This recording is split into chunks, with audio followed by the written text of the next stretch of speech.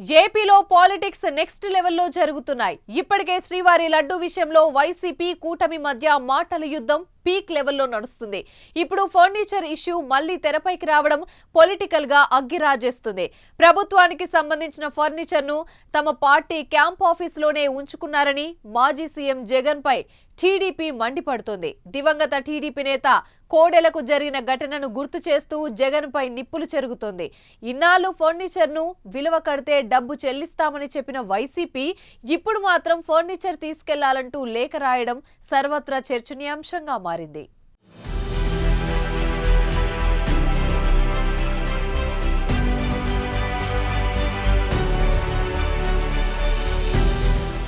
ఏపీలో furniture politics కాకపుట్టిస్తున్నాయి. తాడేపల్లిలో జగన్ క్యాంప్ ఆఫీసులోని ఫర్నిచర్ పై రచ్చ మళ్లీ మొదలైంది. జగన్ సీఎం పదవి నుంచి వైదొలిగిన తర్వాత కూడా ప్రభుత్వానికి సంబంధించిన ఫర్నిచర్ ను తన పార్టీ క్యాంప్ ఆఫీసులోనే ఉంచుకున్నారని టీడీపీ మండిపడుతోంది. దీనిపై వైసీపీ మరోసారి ప్రభుత్వానికి లేఖ రాసింది. వైసీపీ గతంలో ఈ ఫర్నిచర్ కు విలువ కడితే డబ్బు చెల్లిస్తామని చెప్పిన సంగతి తెలిసిందే. ఇప్పుడు మాత్రం ఫర్నిచర్ తీసుకువెళ్లాలంటూ లేఖ రాయడం హాట్ టాపిక్ గా మారింది.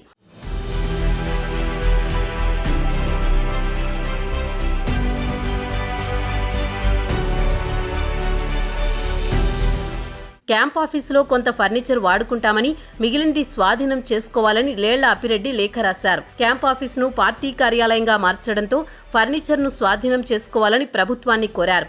ఒకవేళ ప్రభుత్వం తీసుకువెళ్లకపోతే తాము ఎక్కడికి తెచ్చివాలో తెలపాలంటూ లేఖలో తెలిపారు.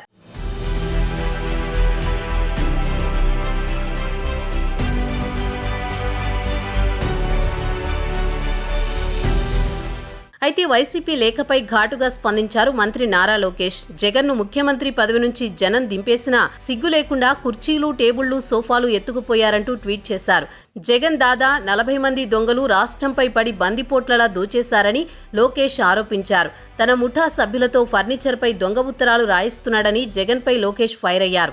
గతంలో అప్పటి స్పీకర్ కోడెల శివప్రసాద్ ఇలాగే ఫర్నిచర్ కోసం లేఖ రాస్తే ఎంత అమానవీయంగా ప్రవర్తించారో గుర్తు తెచ్చుకో జగన్ అంటూ లోకేష్ ట్వీట్ చేశారు. ఫర్నిచర్ దొంగ అంటూ అప్పట్లో ఆయనపై వైసీపీ సర్కార్ కేసు పెట్టిందని, ఆ అవమానంతోనే కోడెల శివప్రసాద్ ఆత్మహత్య చేసుకున్నారన్నారు.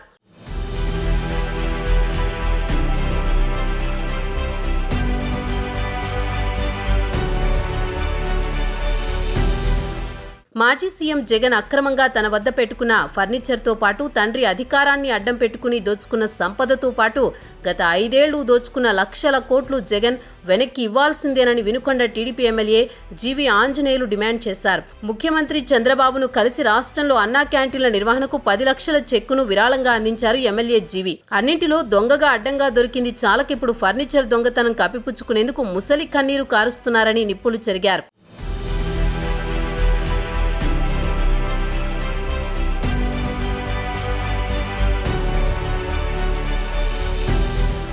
వైసీపీ, టీడీపీల మధ్య లడ్డూ విషయంలోనే డైలాగ్ వార్ నడుస్తున్న క్రమంలో ఈ ఇష్యూ మళ్లీ తెరపైకి రావడం, ట్విట్టర్ వేదికగా కార్యకర్తలు మాటల యుద్ధంతో నేతలకు సై అంటే సై అంటూ కొత్త వివాదానికి తెరలేపుతున్నారు. రానున్న రోజుల్లో ఈ వివాదం ఏ విధంగా మారుతుందో అని చర్చ జరుగుతోంది.